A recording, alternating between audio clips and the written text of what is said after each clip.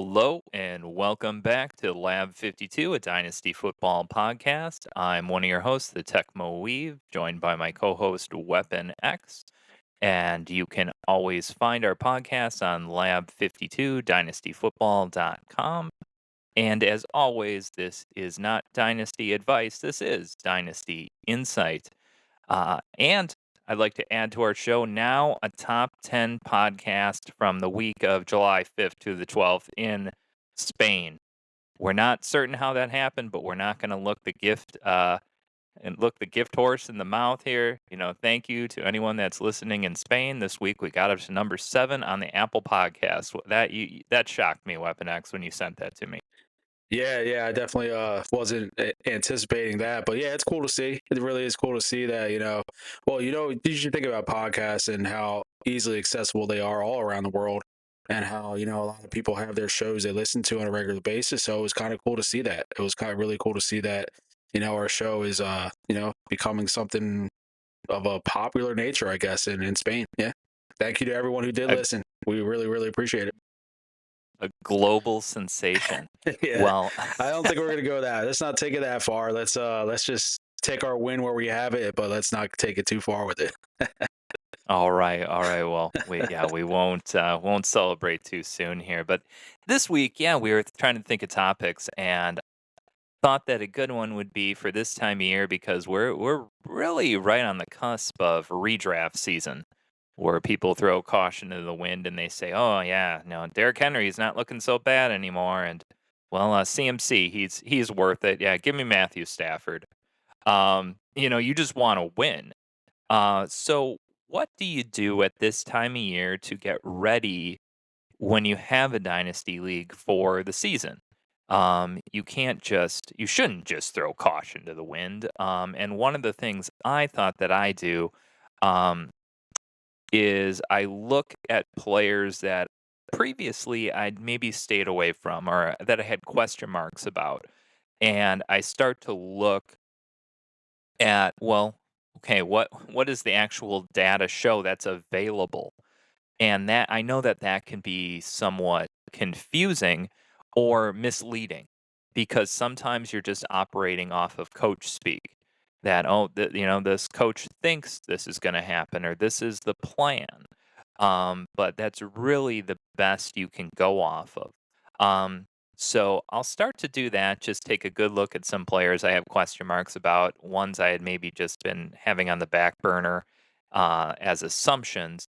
And then I also start to look at my team and get maybe more realistic about how competitive they're going to be because I feel like the window to start to trade, it starts to change. Either people lock in and don't want to trade, um, or the type of players they're going to trade for are different.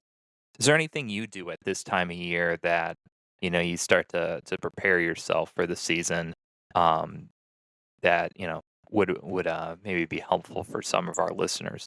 Yeah, I think this time of the year is one of the times of the year where you're starting to get further away from 2025 results, and we're getting closer to 2026 season. So the further you get from last season results, the less. I'm not saying they're not important, but the less valid they are. Because when we get to training camp, those training camp battles for those positions that were those ambiguous backfields, those backfields that are really tight. Corum and Kyron Williams. I'm not saying it's a 50-50 split, but it's going to be really interesting to see in training camp, how those practices look, and as we get to the preseason with backfields like that, receiving battles, receivers that are trying to win a starting job on their roster, become a wide receiver 3, or even move up to a wide receiver 2. Just players are on the cusp of becoming an impact player. The guys on your roster, maybe later, deeper in your bench, or maybe on the cusp of being starters. Those are the players that you want to look closely at as we get to training camp, because we didn't have anything in the offseason as far as things on the field that we could really take serious. But now that we get to training camp, yes, they're not games, but now they're in the pads. Now they got the helmets on, and now the true planning for the season is really starting to take place, and you can kind of get a little glimpse of what the coaching staffs are thinking about, based on where they're at, on the field, which team they're playing with, the first team, second team, all those things. And I think when it comes to trades, it does become a lot harder to make big blockbuster trades at this time of the year. A lot of teams are really focused and set on their roster now. They feel pretty good about what they have going into it. I don't think we're going to see too many big trades in most leagues until games start to take place and teams start to see where they're really looking at. A few weeks into the season, they had high hopes going into it. Now, a little bit of a struggle, and they may start looking at a different direction for the season. But it really comes down to focusing in on the guys that are, borderline type starters for your team and just seeing how training camp plays out. Because I think now we're going to get to see how these teams are really preparing, and this is a fun time of the year.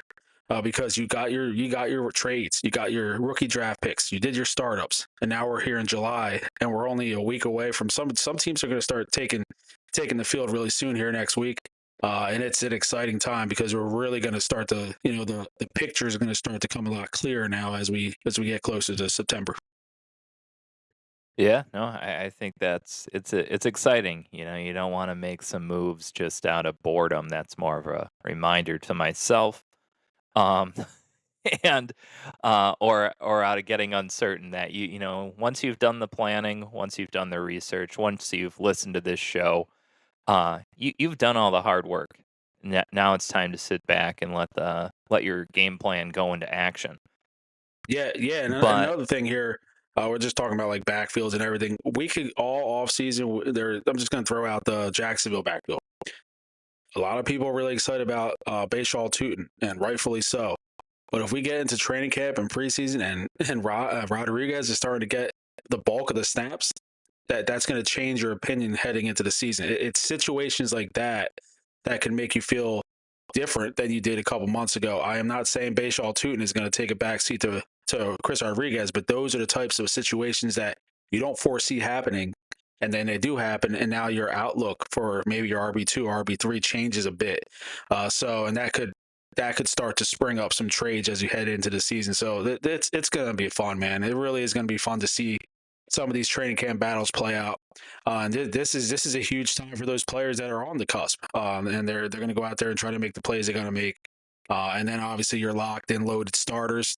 Just want them to get out of training camp healthy and into the season healthy, and that's the main thing. You got a guy like Bijan Robinson, Jameer Gibbs, guys like that. You just want them to. You don't even want them out there on the field. You just want them to start this week one and ready to go. So it's a fun time. absolutely. Well, I think the first player I want to bring to the table, he is a locked and loaded starter, and he's somebody you just want him to stay out of trouble and stay on the field. And he's someone I've stayed away from, and pretty much I didn't draft him anywhere. I didn't trade for him anywhere. I think the one share I have of this player, it's from last year. It's Rashee Rice, and maybe I'm alone in this. I'll ask you how you've kind of viewed him. uh, I had a lot of questions going into the off season when he had his probation violation, and while he's recovering from injury, is there going to still be NFL discipline? Because you don't even need to be convicted of anything for that to happen. That's already been shown in the past. So my question was, okay, well, what's going on with Rashee Rice? So I took a little bit of a look and got the following information out to kind of clear up maybe some misconceptions that I had in my own mind. Number one, he is no longer incarcerated. He got out of jail in mid June. While he was in jail, he was allowed to go to rehab for his knee. That was like a cleanup procedure that he had done. And two, they're saying, according at least to Chiefs media, that there shouldn't be any further NFL discipline because he already received that discipline from the 2024 car stuff that he was doing.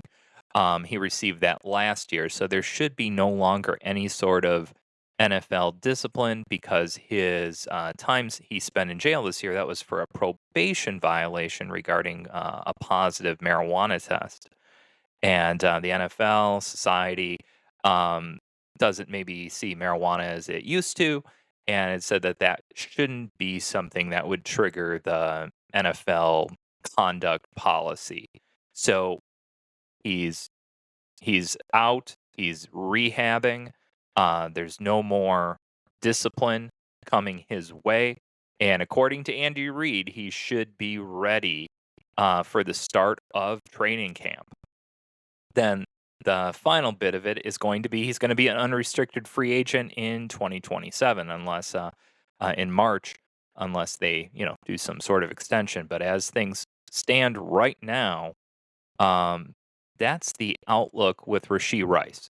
So it feels to me a lot less, I don't know, a lot less risky maybe than it did before, where there were questions about what the NFL is going to do. But then, in what season have you ever gone into the season where it plays out exactly like you thought it was going to? You think you have this unbeatable team, and it can all fall apart. Players you thought were the super studs underperform. You get word one week that things are going to fall a certain way, and it just doesn't play out that way.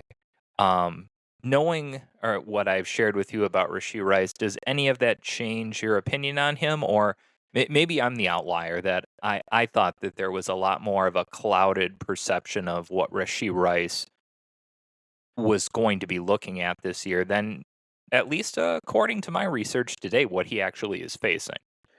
Yeah, Rasheed Rice is he's the kind of player right now that a couple months ago you're thinking about it, you're looking at it, and you're very uncertain about what you want to do with him on your team. Obviously it depends on what type of dynasty roster you are right now, what direction you're headed. But now as we get closer to training camp and we're hearing more positive reports about his health, and right now the legal issues are in the rear view. Right now, he's ready to go. He's heading into the season. We want to see him on the field looking good. But when you head into 2026, Rashee Rice, I believe, is a player you could feel completely confident having on the roster during the season. I mean, he's a guy that's going to be a heavily targeted in this Chiefs offense. He's going to be a player who you can absolutely see catching 90 plus balls. And he's gonna get touchdowns, maybe not a ton, but I think he's gonna have enough touchdown upside to possibly a high end wide receiver two and a wide receiver one upside. I think that's the kind of player you have on your roster right now in 2026. Now, beyond that, that's the situation that you have to think about. If you are a true contending team, he's the type of player you definitely want on your team this year. No question about it. I know several weeks back when we did our mock draft for redraft, I had no concerns drafting him. I think it was the fourth round I might have picked him in. I had no concerns taking him at that time because I think he's the type of player that in a one season type of deal, you want him on your team. He's going to be consistent with the results as long as he stays healthy and Mahomes is looking like his normal self. I think you got yourself a top 10 to 15 receiver every week. So for this season, yeah, I think Rashee Rice is the type of player that you can build a wide receiver core around, but it's in dynasty is it gets more murky and uncomfortable just because of the future outlook. So teams that have had him on their rosters this offseason, they've made decisions whether to trade him, to hold him. It's been a very wacky offseason for Rashee Rice, and especially in dynasty. But yeah, I think he is the type of player that if you're heading into 2026 and he is on your roster, you feel pretty good about the production that you're most likely going to get on a weekly basis. He's also a player too that his name and his profile seems to supersede his actual NFL production. Yeah. Yep. He's one of these guys that we're like, "Oh boy, it's the big season's coming." That top, top 5 finish for the year that he helps you win your league. He's a locked and loaded starter, and it's been since 2023 that he's actually had a meaningful impact on people's teams. And granted, yes, I mean, can you hold it against someone whether they get injured? No. Or quarterback goes down, so he doesn't produce as much. No, you can't hold that against him, but it's just the facts that his noteworthy season, which was his rookie year, which was a tremendous rookie year. 79 receptions, 938 yards on 102 targets. That's not even that many. And 7 touchdowns. And he looks like, oh, nope, didn't run one in. Um, but yeah, just a tremendous season for the amount of targets he received that we were all chasing that and projecting what's that going to look like when it's 150 targets? All of a sudden, you're going to bump up those touchdowns, and there's no one else to throw to.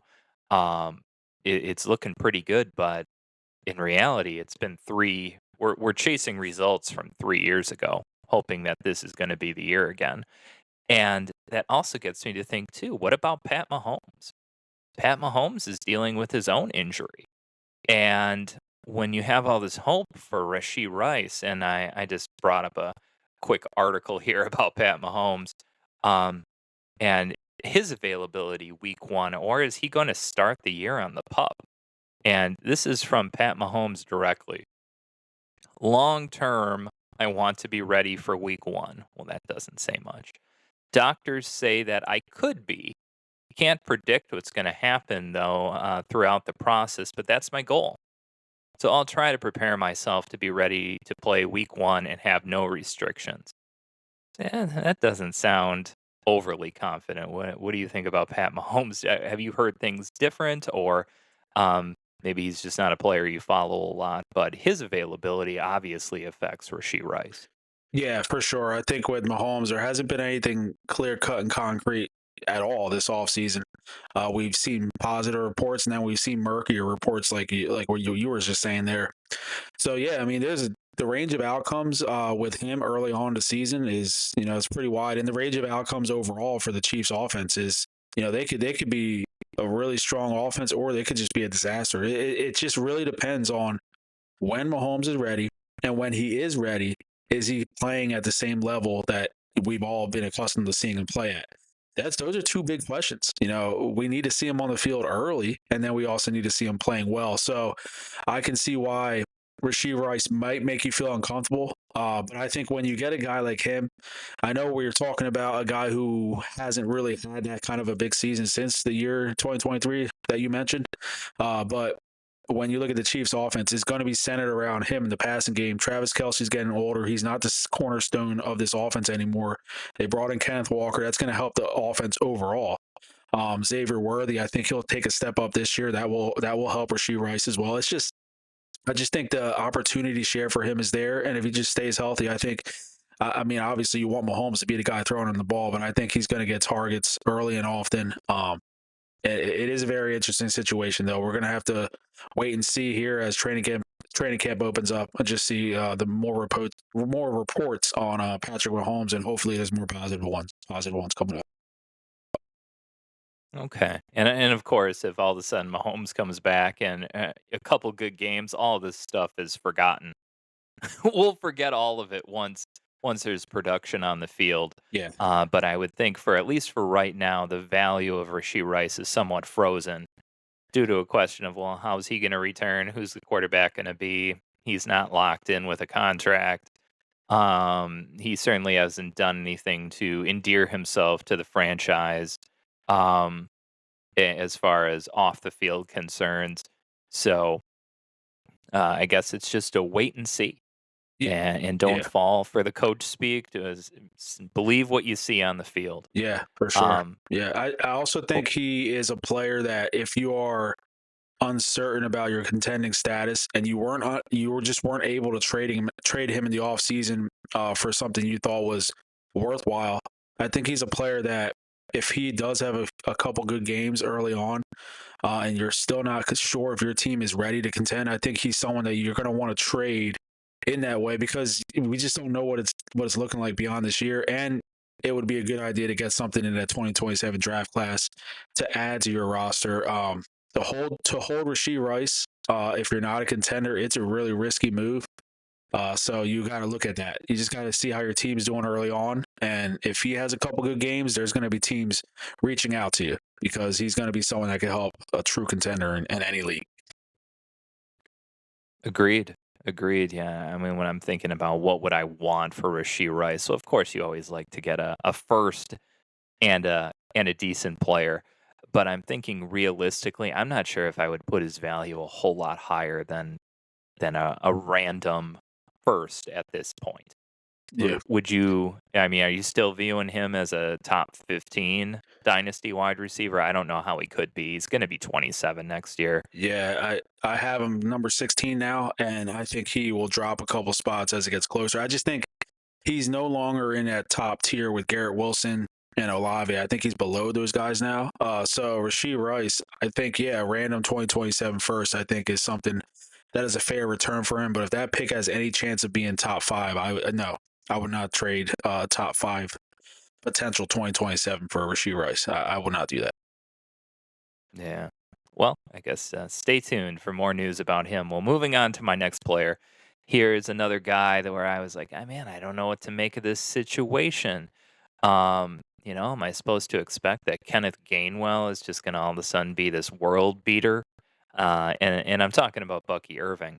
Um, that okay, Bucky Irving, I didn't know what to make of him. He had that blow up year as a rookie. I didn't have him anywhere.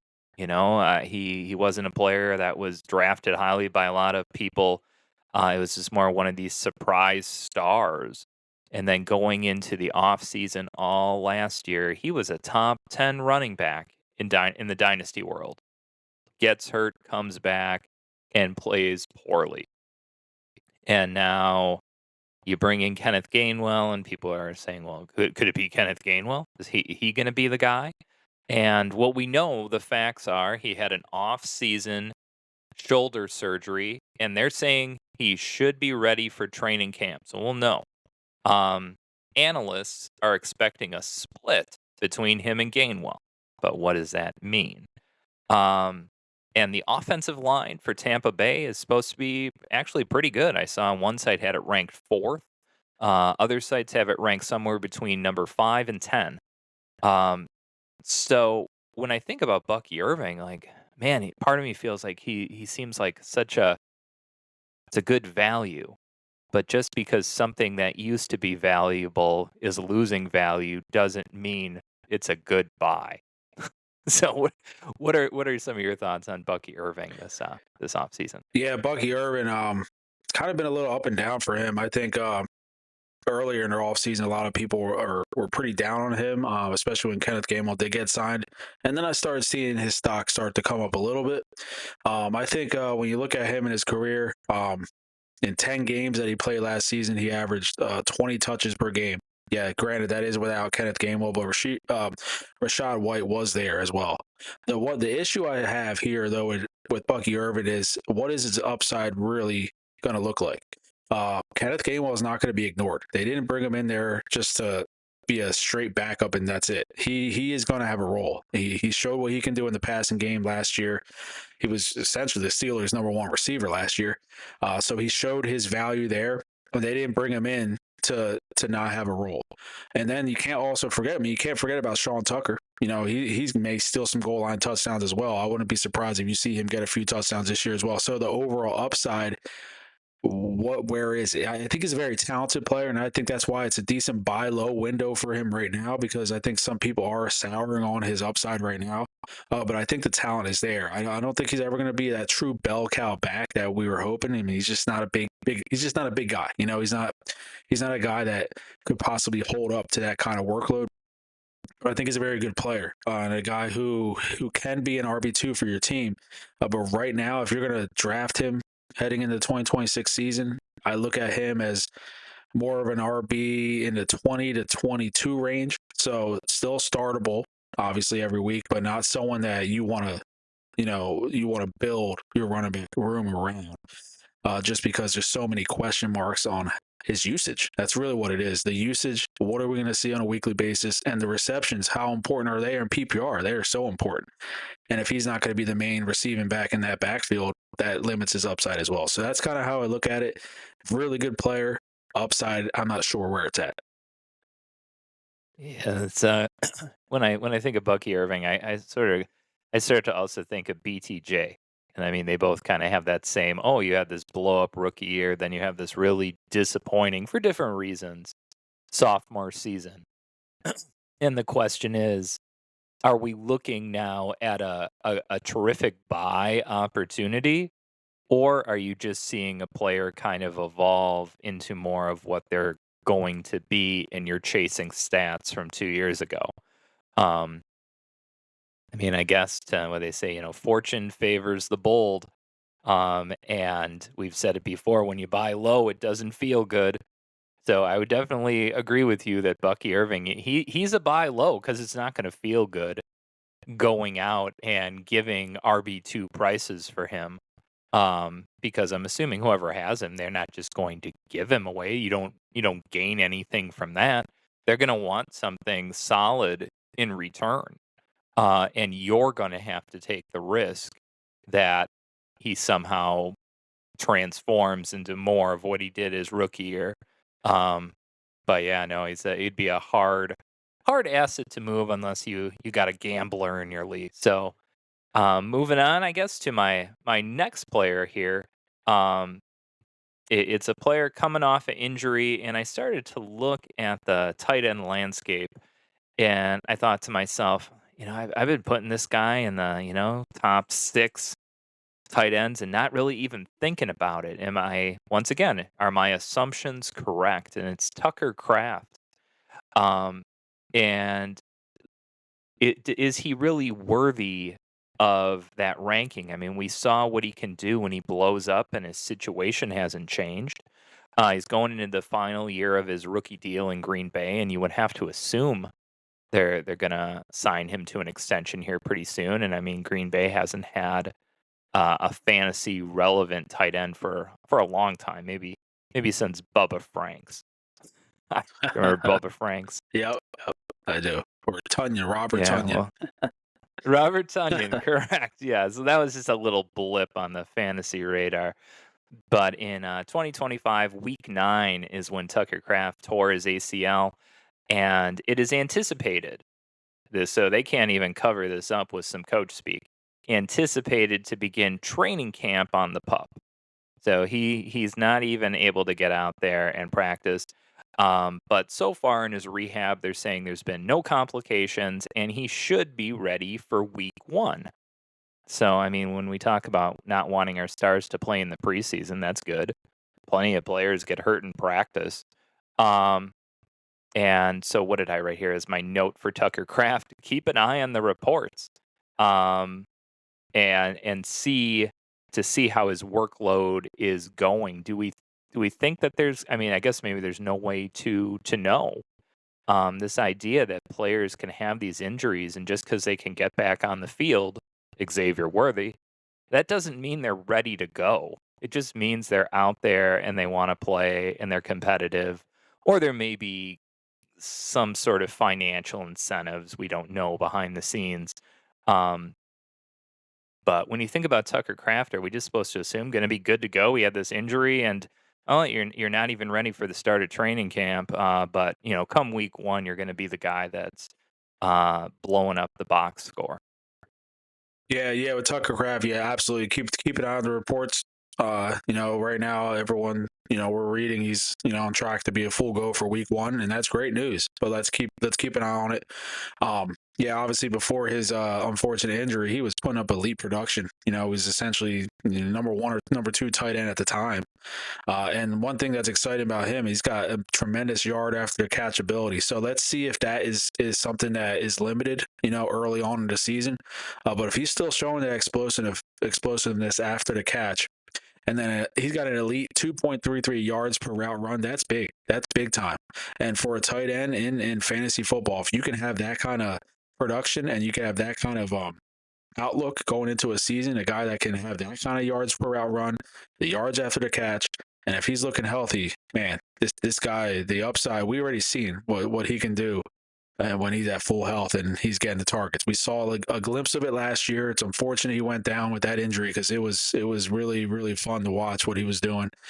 So right now, current ADP, if you're heading into a redraft, it's looking like tight end 5 or tight end 6. Obviously, you have the top 2, Bowers, McBride, in pretty much every single league universally. And then you got Colston, Loveland, and then it's pretty much, I would say, between Warren and Kraft there for number 4, and then whoever isn't picked 4, I would say the other guy would be 5. So he's still a very high end asset at the tight end position.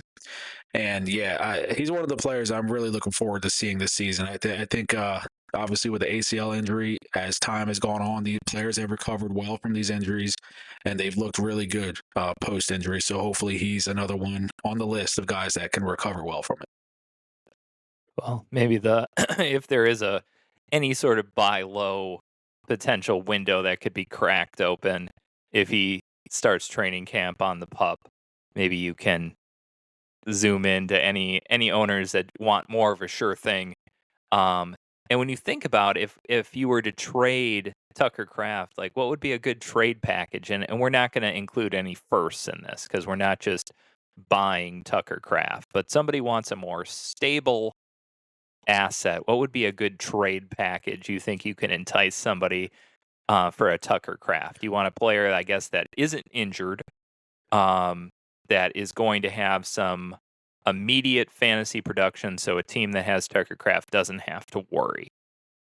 Yeah, I mean, I think with Tucker Craft, I think, man, I mean, obviously tight end premium. If we're talking tight end premium, obviously the value for him is even higher. I think if you're saying if you have him and you're trading him away, or trade Or either way. you wanna buy them from somebody, Okay. and maybe you think that they're worried. They look like they're a competitive team, but they don't wanna hit the ground stumbling for the Yeah. first 8 weeks of the year while he's recovering from an injury. Okay.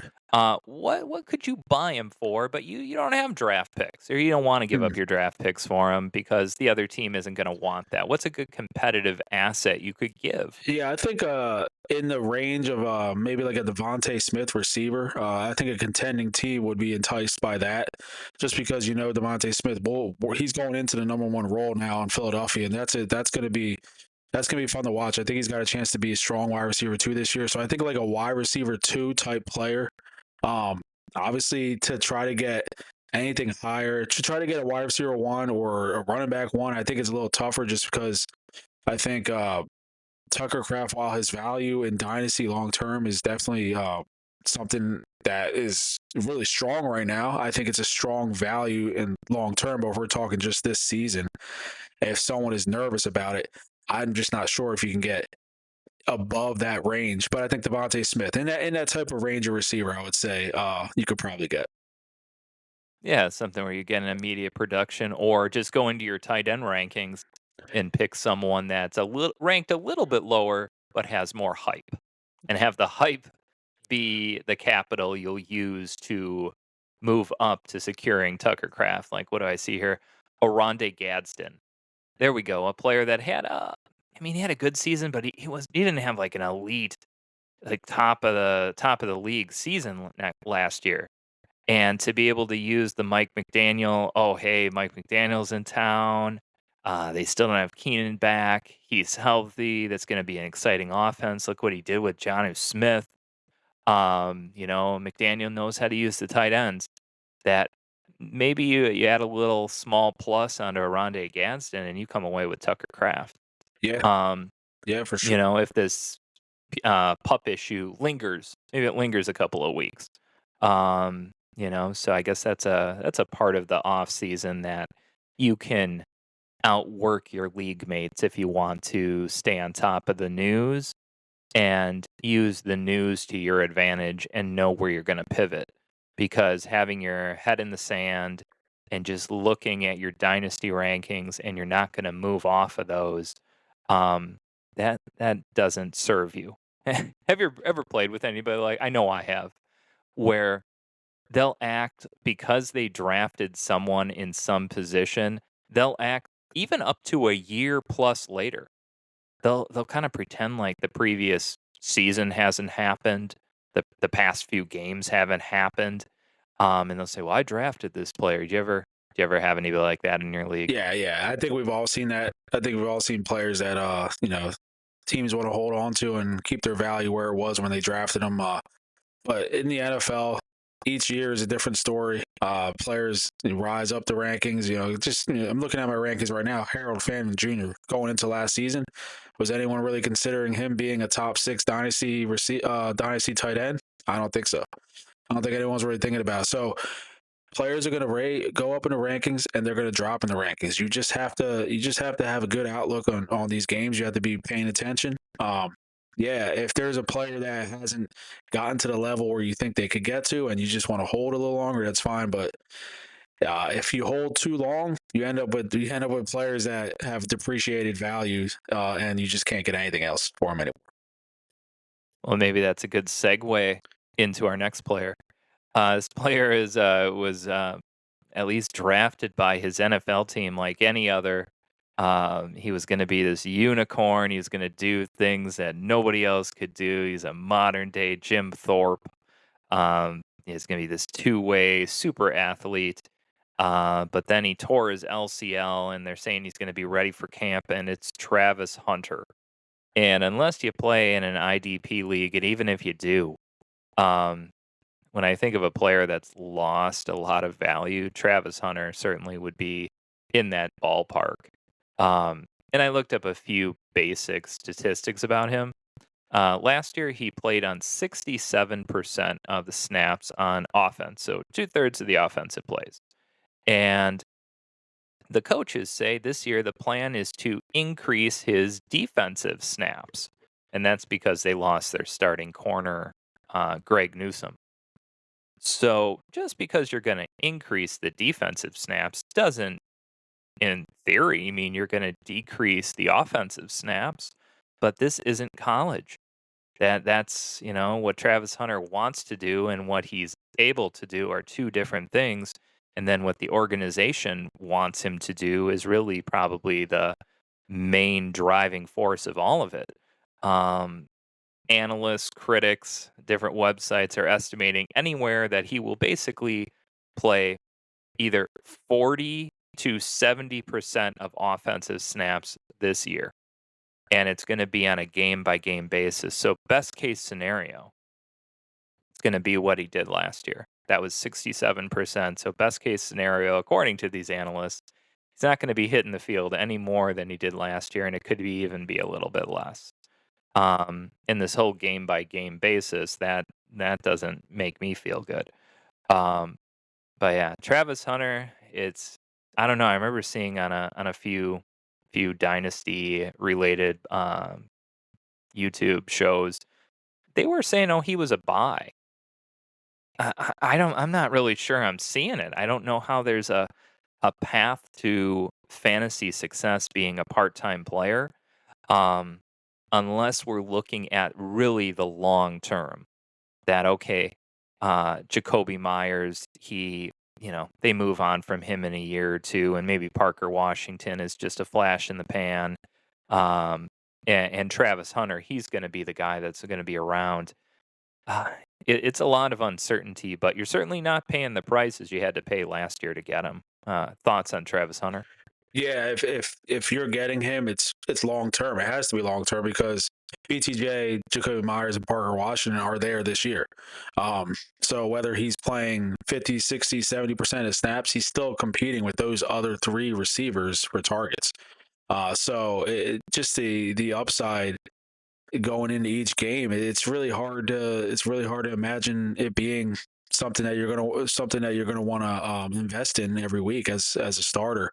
I'm looking here. Roto Baller has him at a wide receiver 73 in ADP rankings. He's free in these drafts, So I get in a draft for redraft. Yeah, I mean, taking a dart throw at him at the end of the draft, it's low risk. You're not losing too much there late in the draft, but in Dynasty, yeah, if you're trading for him, you're definitely looking at the long-term view and hoping that his usage kicks up beyond this year and that he starts to, supplant some of these other players that are ahead of him, seemingly ahead of him right now in the target battle, basically. So we'll see. Obviously, a super talented player. You don't get drafted that high in NFL draft without being incredibly talented. He is. He's a tremendous talent. But the way he's being used right now, that's the biggest question mark. How will he be used at the wide receiver position? We don't know for sure what that's going to look like, and that's what makes it a little tough to really buy him for anything more than, I don't know, a third round at the most. I don't think you can even give more than that. I just don't think you can because what do you really think you're getting now if you're trying to trade more than that? You know? Yeah, he'd be a hard player to acquire. He'd almost have to be someone that just gets thrown in on a deal. Um, because if you have him, you're probably not going to move him for a third.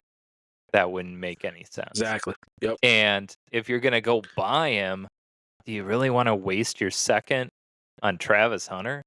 I mean, unless you're figuring, well, hey, I'm really getting a good deal here.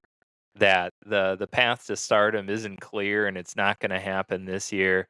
But then you figure you could just wait because the value is only going to go down. And the dynasty community is pretty reactive. That if come week 5 and he's just a part-time player and he's had 0 fantasy relevant games, maybe he has a touchdown. Um, it's a couple games where he has 40 to 60 yards and that's it. Everything else is less than that. Um, they're going to be losing hope. So you can get him even cheaper in the season. Um, but yeah, maybe he'd be a good asset to throw in if you're a speculative owner, just hoping that the draft capital somehow drives his participation on the offense. Who knows? Yeah, But for sure. I do like him as a throw-in player in a trade. I agree with that. Just to see what happens, just see what happens in the next year or two. But you're right, though. If someone has Travis Hunter and they're waiting to see what happens, they're not going to likely trade him for a third-round pick because what is that really going to do for them current time right now? Not really anything. And then if you're trading a second-round pick to get him, you're really, really hoping something happens now because a second round pick in the 2027 class, that's got some value. That has some value. And right now, that pick is valued higher than Travis Hunter. So you're really hoping something changes immediately for you to feel good about that trade. So it is actually really hard to trade for him because the owner of Travis Hunter in the dynasty league that you're in, they're probably not gonna trade him for a third because they just want to see what happens, because it doesn't hurt for them just to hold him for a little longer just to see. that's right. That's right. Yeah, no, if you've ended up with Travis Hunter last year, you're probably just holding and assuming something better is going to happen. Well, talking about second round picks, I think maybe that's a nice intro into a trade I did this week in the Lab 52 League. And it's talking about an offset offensive situation that is exciting. Mentioned it earlier in the show, the Los Angeles Chargers. And it's kind of the one player that I don't think of when I think of the Chargers offense. We all think of Herbert or we think of Ladd. We're like, oh, is Keenan going to come back or Rondé Gadsden?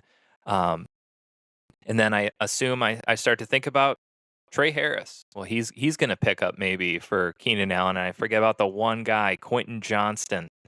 Um, but we'll talk about Quentin Johnston in a second. We'll start with the trade that I did, and then we'll kind of talk about Trey Harris and Quentin Johnston. The traded in the Lab 52 league this week. Trey Harris is a player I have in numerous leagues. And I think some of the reason I was willing to let him go is when you play in a lot of leagues, you don't get overly invested in each player. You figure, well, okay, I can hedge my bets, and if he does well, at least I'll benefit in other places. Because to me, it seems like the path is so clear for him to do well. You have all those Keenan Allen vacated targets. You have a better offensive mind coming in. He has high draft capital, second round pick. Doesn't he just get slotted into where Keenan Allen is and and pick up those targets and really gets a chance to produce? And assuming I'm only going to assume they're going to move on from Quentin Johnston, but who knows? But the trade I did was Trey Harris in a second for Jaden Reed in a third and a fourth. You probably saw that trade pop up. What were some of your thoughts? Yeah, I think Jaden Reed very interesting. I haven't really heard a whole lot this offseason really about Jaden Reed, but I think he could be one of those post type sleepers type players for this season. Obviously, he's going to have an opportunity to get more of a target share this year. With the departures of Romeo Dobbs and Dontavian Wicks, so there's potential for him to get a good share of targets, and he is an explosive player. We've seen him put up some really good numbers at times in his career. So I think, you know, based on how your team looks, I think it makes sense. Obviously, Trey Harris is more of a speculative type player. We don't know yet how this season is going to play out, where he's going to, what type of impact he'll make in this offense. Extremely talented player, but Ladd McConkey and Quentin Johnson are there. That's just what it is. And obviously, Keenan Allen, the vacated targets, that might help Trey Harris start to slowly make an impact on the Chargers offense. But I just think right now, I think Jaden Reed has the potential to potentially see a target share that makes him more of a, I would say more not an elite level flex or anything like that, but someone that could be a viable starter, that could be a reliable guy on your roster. And I think that's kind of what you were thinking about in this trade, just someone to add to your receiver core that could be productive, and that could be someone that you can have as a viable starter. Maybe not week to week, but most weeks. Yeah, he's kind of the forgotten Green Bay player that we all talk about Christian Watson. Well, he got the contract extension. That's going to make it all okay. Well, so did Jaden Reed. Jaden Reed got a 3-year contract extension in April of this year, 50 million, like 20 some million guaranteed. Yeah. So I think that was it. He must have just ended up popping up on a video. And when we look at players that have done it, after his rookie year, man, going into his sophomore year, his value skyrocketed, and he kind of almost did more with less his second year because he was just relegated to this slot role, 3 wide receiver set type of player. And I think maybe I mean, when you get rid of Dontavian Wicks, you get rid of Romeo Dubs, and then, okay, you got Matthew Golden, you got Christian Watson, and you got Jaden Reed. Um, and Jaden Reed is the only, well, I mean, Watson at times, but the one that's put together at least the best season out of those three. And when you give him the new contract extension, to me, it felt like, hey, which of those three players is the cheapest that has the best opportunity to lead the team in targets and yards at the wide receiver position? I mean, I'm assuming we put Matthew Golden at the bottom, right? Yeah. Yeah. That he's the least likely to do it. Yeah. But between Christian Watson and Jaden Reed, I'm a, I mean, maybe it's his recency bias. I just traded for him, but I'd like to think Reed has a much better shot versus a guy that can't stay on the field in the entirety of his career in the NFL. Yeah, absolutely. Well, you look at Jaden Reed's numbers outside last year. Obviously, he had an injury riddled year last year, so let's just not look at that. So we're gonna look at 23 and 24. 94 targets, 64 catches, 793 yards in 2023 with 8 touchdowns. That's not a bad season. That's a really strong And season. Yeah. two rushing too. Yeah, He had a total exactly. of You 10 got touchdowns. yep, 10 total touchdowns. You have to add that. He had 119 rushing yards as well. And then the next year, 75 targets, but 55, he turned that into 55 for 857 and 6, with another 20 for 163 on the ground and a touchdown. So 7 total touchdowns that year. So that's 2 straight years where he was a guy you could start on a weekly basis, because he was, yeah, the targets, you would obviously like to see that ticked up. You want to see that at a higher level, but those numbers he's putting together with targets that are pretty minimal, that shows what he can do on a per target basis. Plus, if you give him plus 100 targets, let's say 115 to 120, I don't think that's out of the range of possibility. I really don't think it is. If he gets to the 115, 120 range, yeah, Jaden Reed is a guy that I don't think many people were thinking about, but he can actually be a player that, quietly is winning people a lot of weeks. Yeah, could back into a wide receiver 2 Yeah. overall finish to the season. Where he finishes in there, who knows? But when you start to look at who qualifies as a wide receiver 2, a lot of times it doesn't take much. If you have a handful of good weeks throughout the year and you're consistent just the rest of the weeks, you can end up as the wide receiver 19, the wide receiver 20. It's the guys that are consistently blowing up that end up in the top 12.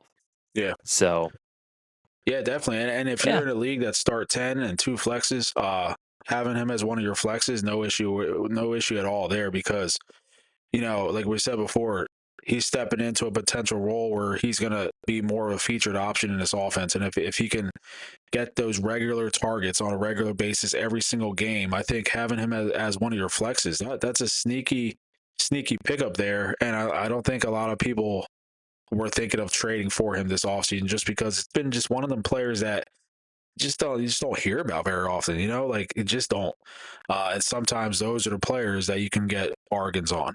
Yeah, Trey Harris, outstanding talent, and yeah, in a couple of years he could be a player that is starting to step into a role and start to really show what he can do. But right now, this specific season, 2026, yeah, I think that's a sneaky addition to your team. Yeah, that was my goal. That was my goal, but we'll pivot, and we've talked about Trey Harris. He is speculative. I mean, he's set up to shine as long as Keenan Allen stays away. Um, and assuming that they don't just feed a good portion of those targets to a Rondé Gadsden, or the off chance maybe David Njoku. That's the unspoken piece of the Chargers offense that I think it could actually be a possibility that they just don't give the keys to the castle to the sophomore player. That if Mike McDaniel had no problem rolling out Jonnu Smith, granted he didn't have a whole lot of other options. Who's to say that David Njoku? I mean, he's not Travis Kelsey old. He's not coming off of any sort of major injury. He's been a very solid tight end that maybe somehow he fits the system more. Um, but my remaining question is though about Quentin Johnston. Where does he fit into the picture? Is he maybe a mirror in a sense of value? Kind of like Jaden Reed is. Like we're talking about everybody else on the Packers except Jaden Reed. We're talking about everybody else on the Chargers except Quentin Johnston. Doesn't the rising tides have to raise all boats? And Quentin Johnston's in that tide. His boat should be raised. Yeah, no, I agree. It is very similar to Jaden Reed, where, we're talking about all the other players on the team. Obviously with the Chargers, they got exciting running back in Marion Hampton, exciting tight end in Rondé Gatson, Lad McConkey, the cornerstone of that receiver core. But then people just forget, Quentin Johnson he's a force out there. He could be a big time red zone target in any offense in this league. Back to back 8 touchdown seasons. So it's definitely not something that would shock me if I see Quentin Johnson end the season, with 900 plus yards, 10 plus touchdowns. I don't think that's out of the realm at all. And if he does that, that's an impactful player for your team, because you're not having to spend much right now to acquire him. And if you had him on your team throughout this offseason, and if you just held him on your team, and you didn't trade him for pennies on the dollar, and you just made sure you're just going to hold and see what happens, I think it'll be interesting to see what happens. I think if he can play a full 17 games this year, he could be a very interesting player to have on your team. And with an offense that is expected to be more explosive this year, yeah, I would not be surprised if Quentin Johnson, we're talking about him as a breakout candidate for this year. I agree. I agree. It almost feels kind of like he's a cheap Jameson Williams that you could buy right now. Yeah, yeah, That he doesn't have the name hype that JMO does, and the numbers he put up last year. He missed 4 games. He missed 4 games, and he still had he earned 84 targets, 735 yards, 8 touchdowns. Um, all of a sudden, you move that up into the 120, and this is a 1,000-yard receiver.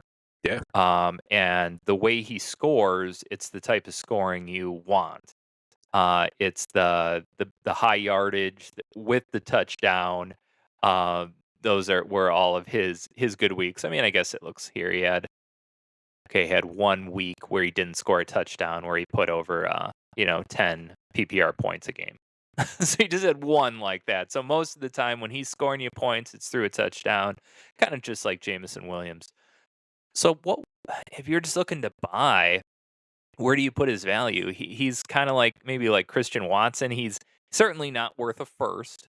Um, do we just put his value kind of wherever Jaden Reed's value is? I mean, granted, those are two separate players, and he's a little bit younger than Jaden Reed. yeah. I would say just because he's a little younger, I would think I think you could.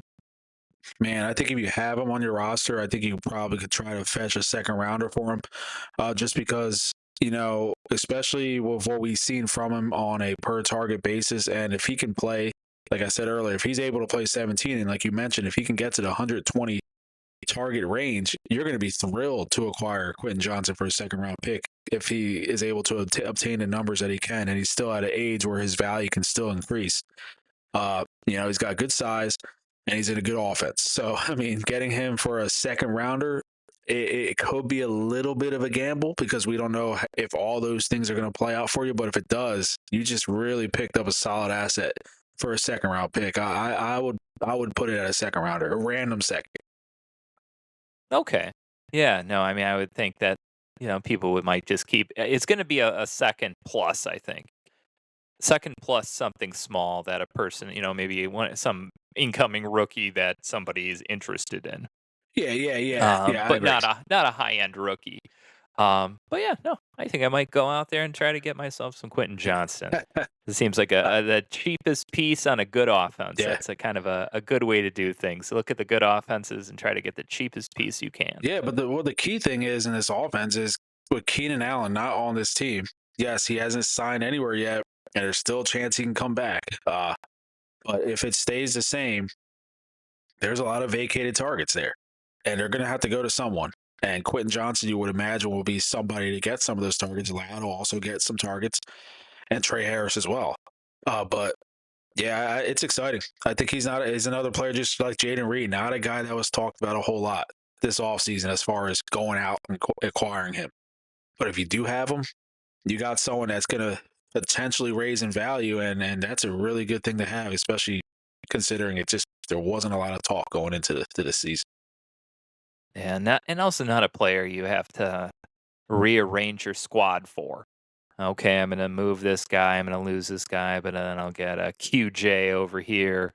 No, you can hopefully cobble together some assets you have and come up with a package that makes sense to acquire Quentin Johnson as hopefully a bye week starter. Yeah. Somebody you think that maybe in season has a couple flash games and you sell him for a little bit more, or maybe you just recoup your money.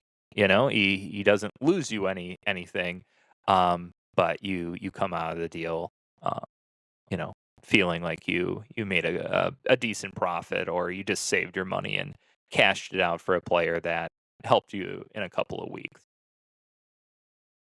So, well, it's been another good week. I'll certainly let you close it out this week, but before we get to that, I do want to thank everybody for listening. Anyone that's added ratings or reviews to our show. You and I have talked Weapon X, and maybe you can share a little bit about this in the closing comments. Um, that how in the month of August we're going to try to maybe do a little bit more of a redraft focus. Granted, this is Lab 52, a Dynasty football podcast, and but redraft does impact the dynasty value, and that's the main season that people are focused on right now. So we were talking about taking maybe the month of August is official redraft season month, and we'll try to do more of a focused redraft focused content for the show. But of course, we'll still mention Dynasty. But I'll let you close it out with those comments. Thanks again, everybody, for listening, and I'll kick it over to you, Weapon X. Yeah, absolutely. Yeah. Well, once we start, getting close to August, we'll, start to transition a little over to redraft here. We'll try to do some mock drafts, things like that. Maybe not, specifically do a mock draft show, but just kind of discuss mock drafts that you and I have done or that we've seen take place. But we'll see. Maybe we can get one in. We'll see if we can get some participants that would want to do a mock draft. And if you would like to do a mock draft, yeah, we would love to hear from you. Reach out to us and maybe we can get one set up for August. And discuss that the following week. Because I think a good idea if we do one would just be to have one, not during the show, and then maybe discuss it the following week and kind of get more into it that way and be able to focus on it. But yeah, as we get close to August, obviously teams are getting ready, getting their roster set. And it's going to be one of them things where we're just going to look at players heading into the season and see, where their outlook looks like. And obviously redraft season is pretty much August. A lot of people doing redrafts. A lot of people are preparing for the drafts, getting out the magazines that Tecmo Weave mentioned many weeks ago. I don't think anyone uses those magazines anymore for fantasy football. But yeah, obviously we're a dynasty focused podcast. We're always going to be talking dynasty, even during redraft episodes. We will talk dynasty 100%. But yeah, so again, we just appreciate everyone who listens on a weekly basis, and we're just thankful every week to those who reach out to us, and then to those who have provided some positive feedback. We really appreciate it. All right, everyone, take care and have a great week.